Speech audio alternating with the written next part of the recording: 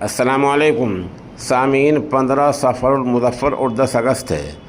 خبر کا عنوان ہے ایک عالم دین کا انتقال اور ایک حافظ صاحب کا انتقال، انا للہ و انا الیہ راجعون۔ قاری جاوید صاحب بدھوپوری ہمارے رابطے میں ہیں۔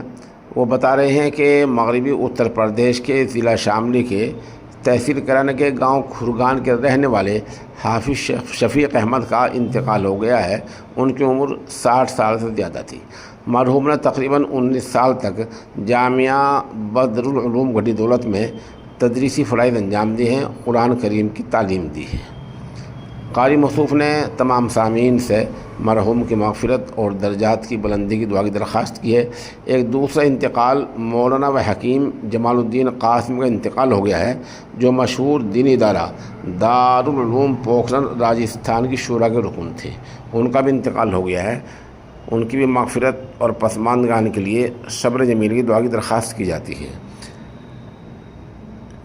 ان مرحوم شورا کے رکن کے بارے میں ہمارے پاس مزید معلومات ابھی نہیں ہیں۔